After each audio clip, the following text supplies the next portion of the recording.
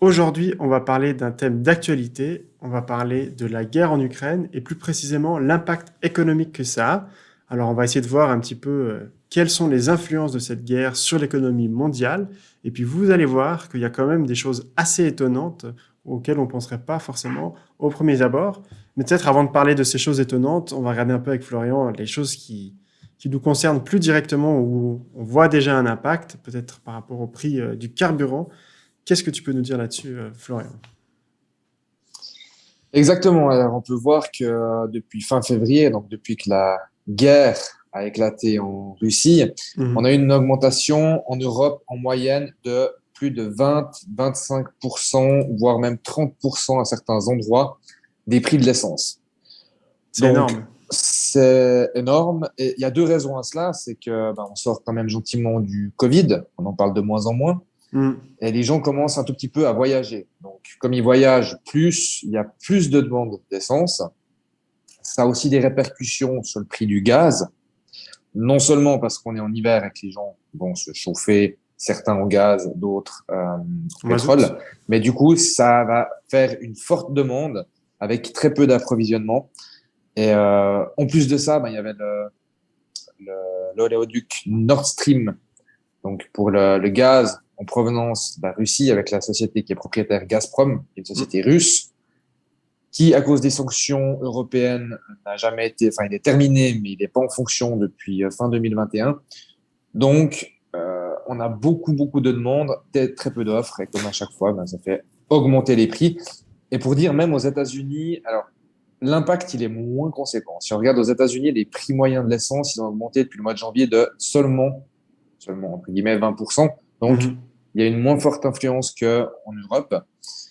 Euh, Par contre, si on prend par exemple en Indonésie, qu'ils ont leur propre société pétrolière et puis qui sont en fait pas vraiment impactés par la guerre, il y a une augmentation de seulement 5 à 10%. Ouais.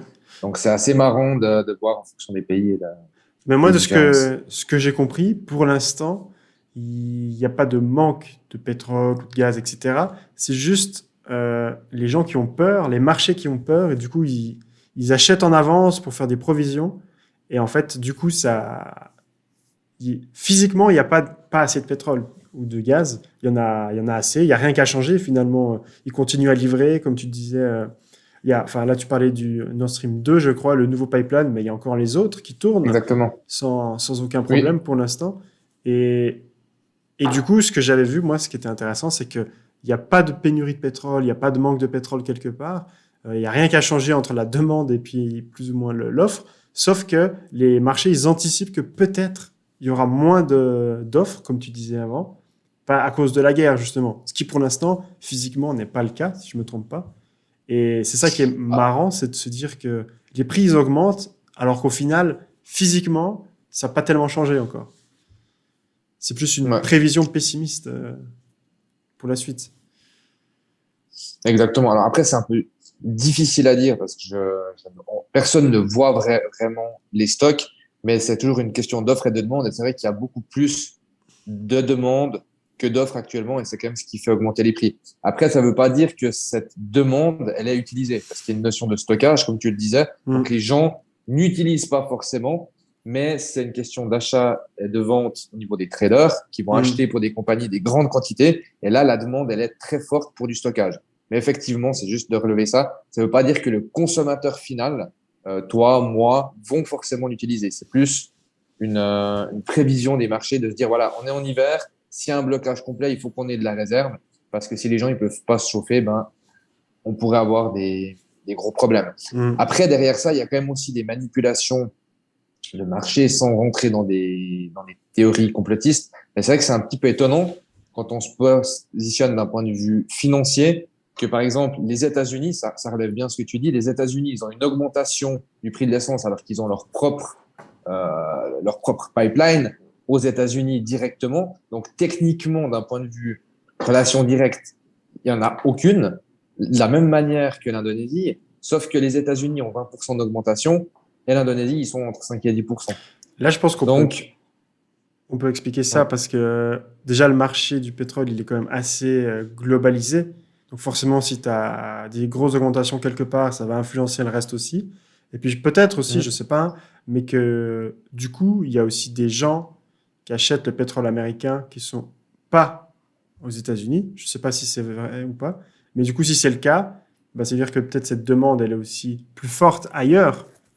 Et du coup, ils achètent le pétrole américain, puis forcément, ça fait aussi augmenter le pétrole américain ou indonésien, hein, comme tu dis.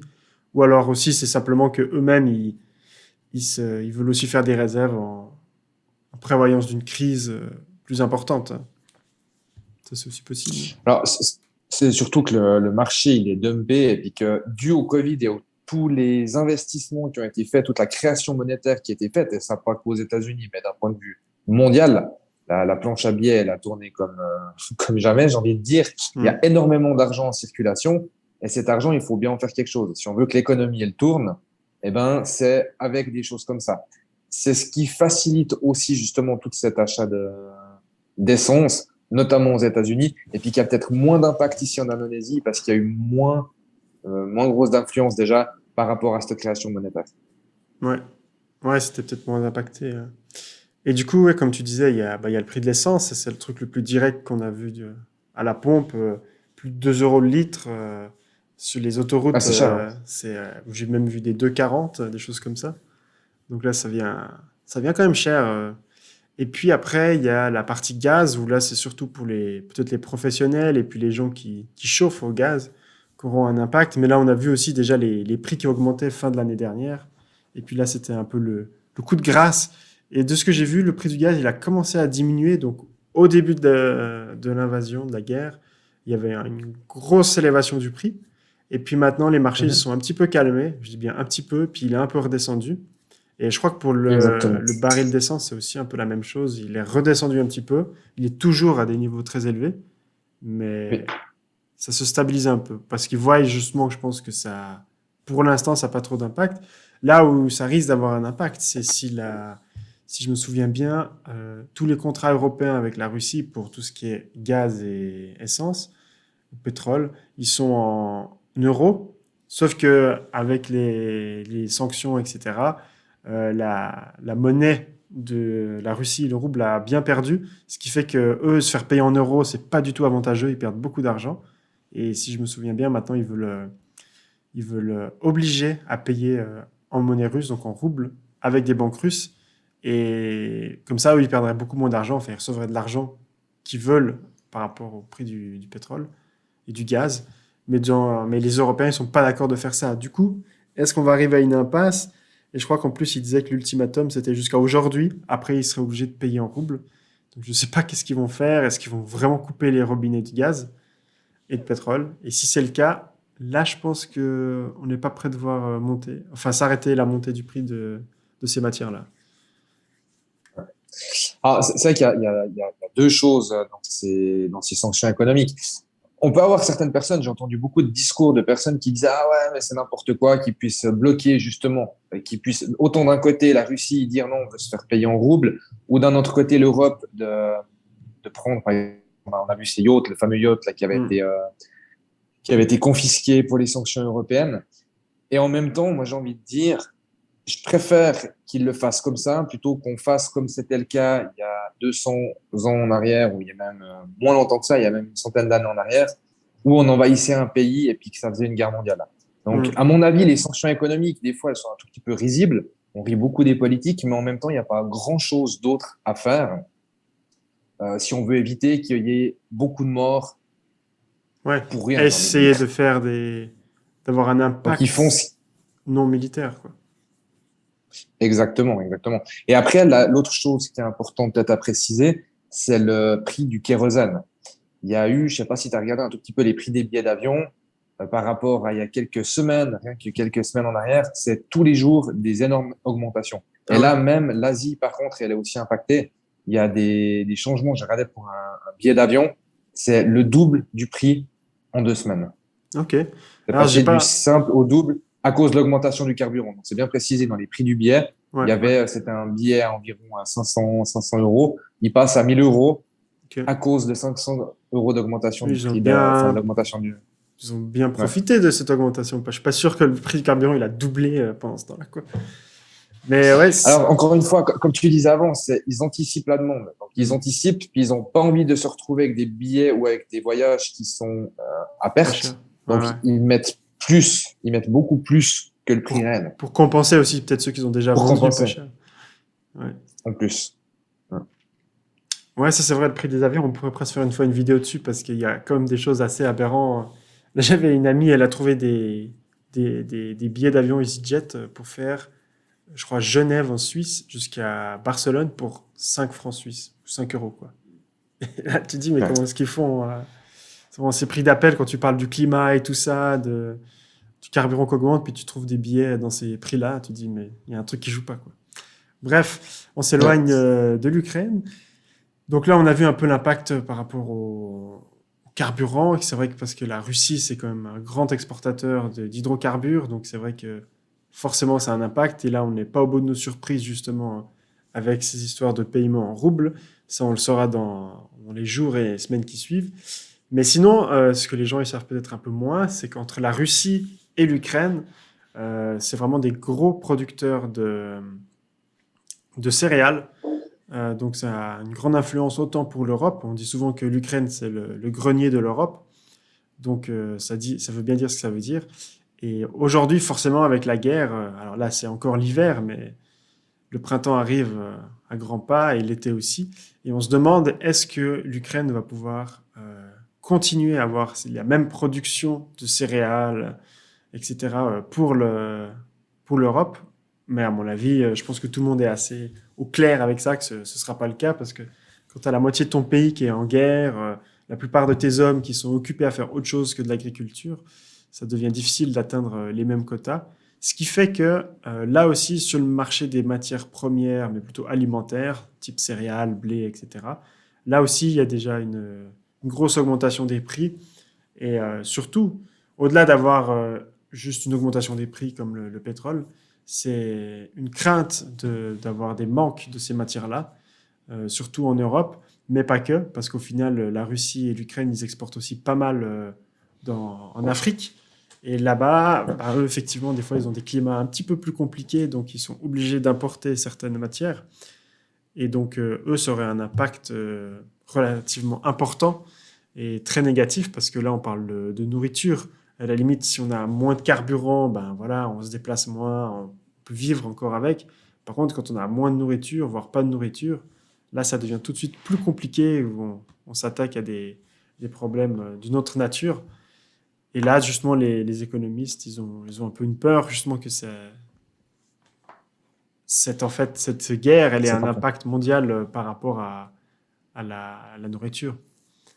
C'est ça. Après, il faut dire une chose par rapport à la nourriture. Si on prend la Suisse et la France, en tout cas, ils ont quand même, malgré tout, été préparés, j'ai envie de dire, grâce au Covid.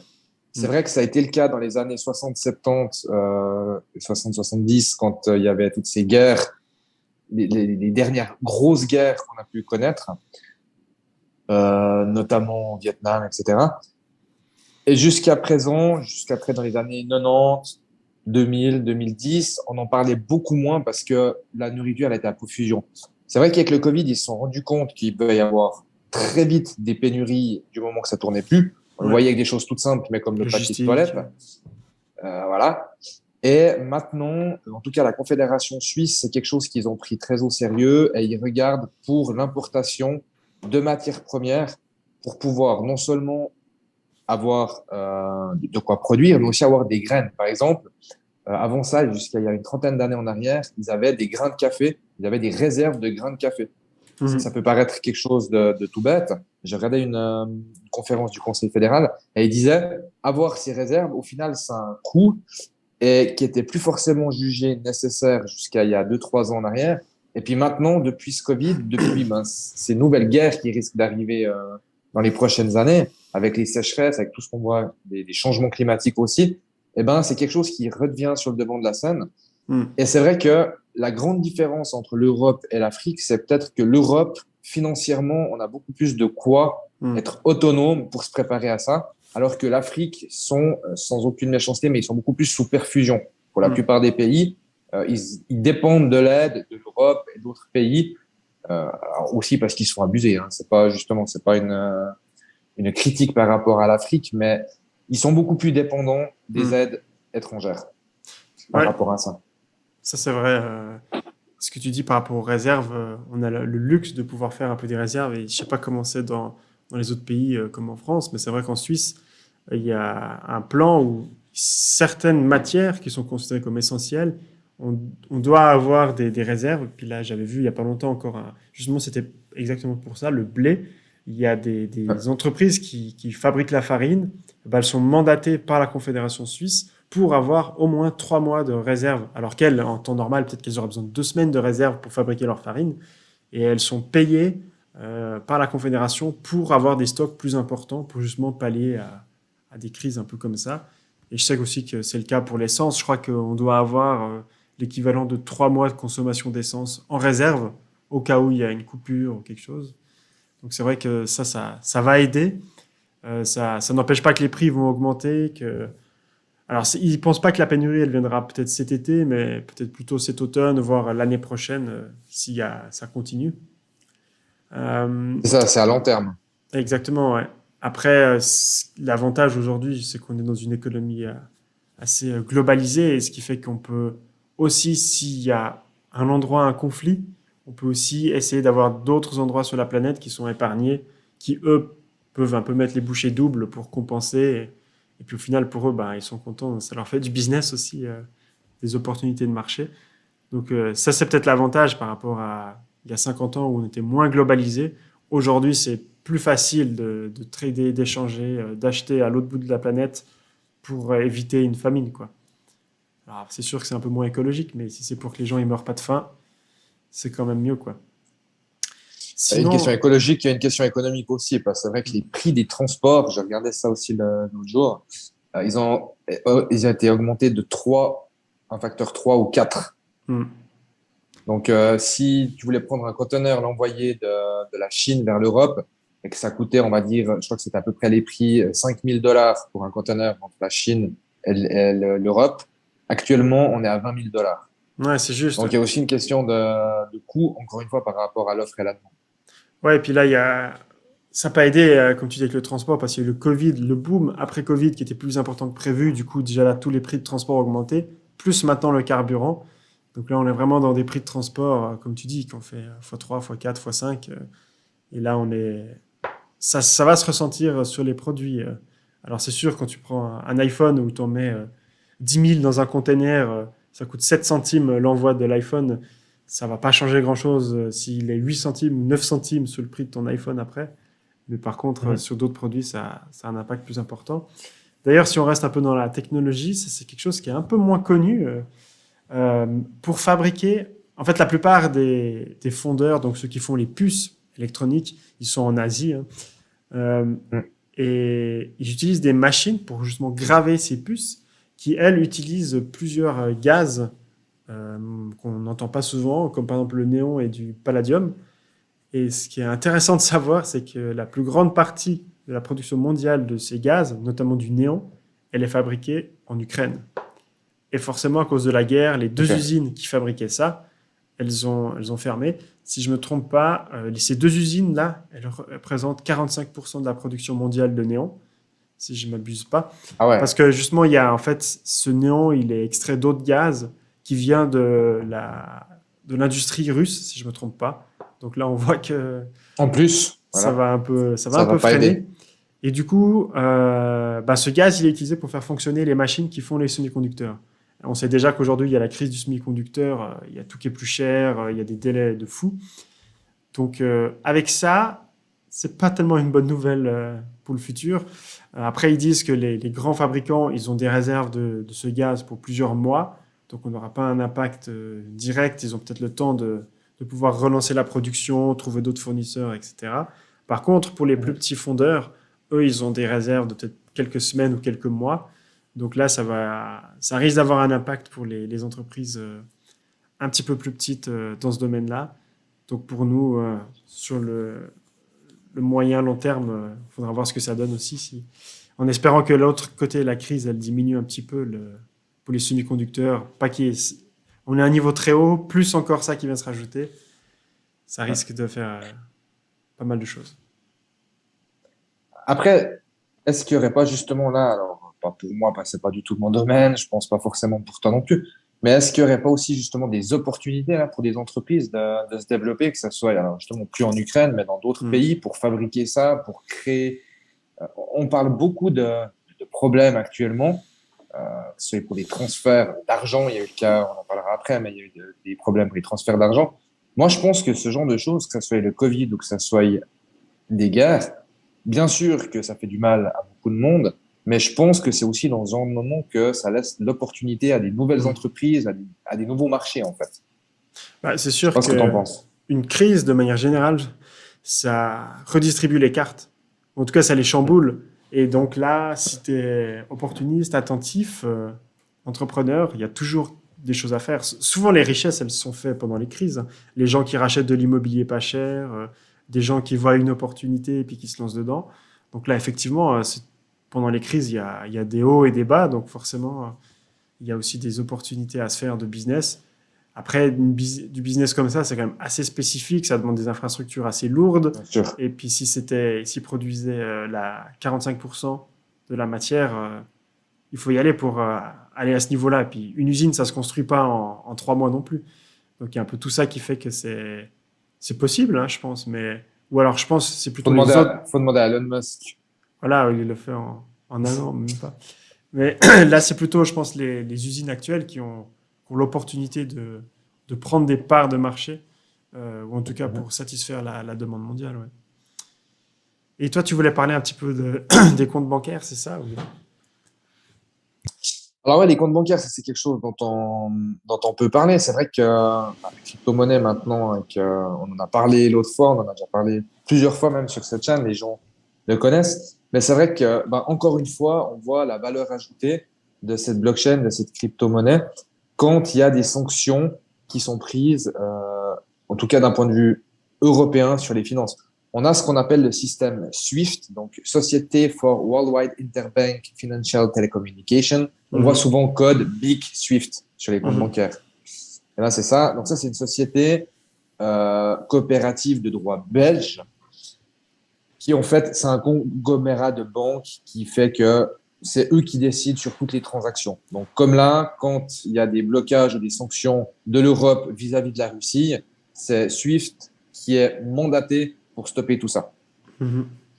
Sauf que tout ce qui est des crypto-monnaies, automatiquement, ils sont pas soumis à ça. Donc là, les cryptos, surtout le Bitcoin, mais après toutes les autres altcoins, le Bitcoin, c'est aussi parce qu'il a le plus de confiance envers les gens. Je peux pas dire que c'est le plus stable actuellement, mais c'est vraiment celui qui a le plus de confiance parce que c'est le Ouais. premier qui est arrivé sur le Le plus marché. connu, quoi. Ouais. Donc il y a eu, exactement, il y a eu énormément de transactions qui se sont faites comme ça au tout début de la guerre au niveau des sanctions, rien que pour pouvoir manger, pour pouvoir faire des achats de première nécessité. Ça a été très serviable. Et ça, je pense, c'est quelque chose qui va se développer dans les prochaines années. Après, c'est toujours un tout petit peu le problème entre la légalité d'une crypto-monnaie et l'aspect qu'est-ce qu'elle apporte. Et moi, pour le moment, de mon point de vue, voilà, c'est que ça soit illégal ou pas, je pense qu'elle apporte énormément de choses parce que dans des cas comme ça, on voit que des fois, les politiques, malheureusement, ils sont un petit peu dépassés. Ils doivent prendre des décisions sur le moment. Euh, Là, ils font au mieux. On voit notre cher ami Alain Berset, qui était président de la Confédération au début de la crise du Covid. Il a dû prendre des décisions au mieux par rapport à ça, enfin, en tant que, pas président, mais en tant que ministre C'est de ça. l'économie, de la santé. Euh, et au final, elles n'étaient pas parfaites. Mais moi, je suis pas parfaite, toi, t'es pas parfait non plus. On peut pas se dire quel est le mieux. Et pour moi, au-delà du juste ou pas juste de l'aspect politique des sanctions économiques, je pense que le Bitcoin et les autres crypto-monnaies sont une alternative efficace dans l'air du temps et utile pour ce genre de situation. Bon, ça peut aider les gens justement à payer, mais ça peut aussi aider des gens à contourner les sanctions économiques. S'ils ont de l'argent dans un pays, ils le convertissent en crypto-monnaie pour le renvoyer dans un autre, alors que les sanctions voudraient empêcher qu'ils puissent avoir accès à leurs fonds. Donc il y a aussi ce côté-là, peut-être plus négatif. Ça peut être utilisé dans les deux sens au final. Donc là, c'est vrai que... Exactement. Alors, il y a tous les problèmes de blanchiment d'argent Mm. et de tout ce qui s'ensuit. Ça peut être des choses beaucoup plus graves, comme des trafics d'êtres humains, de la vente d'armes, de la vente de Ouais, certaines ou est-ce que de c'est drogue utilisé ou dans le comme ça. darknet et tout ça? Ouais, on Exactement, pourra certainement exactement. faire un sujet là-dessus une fois aussi, quoi. Parler un peu plus en détail de l'utilisation des cryptos, Ouais. Mais si pour ça moi, vous bah, dans ce genre intéresse. de situation, c'est quelque chose qui est vraiment efficace et qui prouve son utilité. Et c'est incroyable de voir toute cette générosité en fait qu'il y a là autour, où les gens ils vont aider aussi à transférer des cryptos. C'est un monde qui a deux facettes, mais à peu près comme tout au final.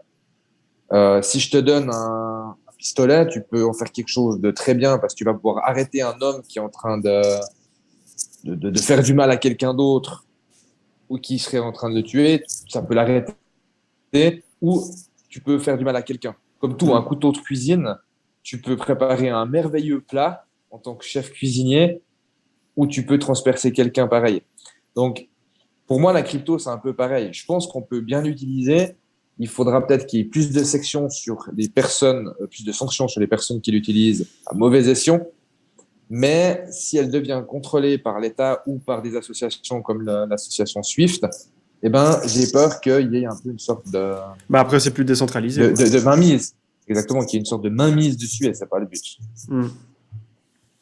C'est Ouais, même le contraire. ça pourra faire l'objet d'une vidéo en entier, ça, je pense. Mhm. Donc voilà, je crois qu'on a fait un petit peu le tour en 26 minutes déjà, ça passe vite. Un peu l'impact économique de cette crise en Ukraine qu'on espère pourra se résoudre le plus vite possible.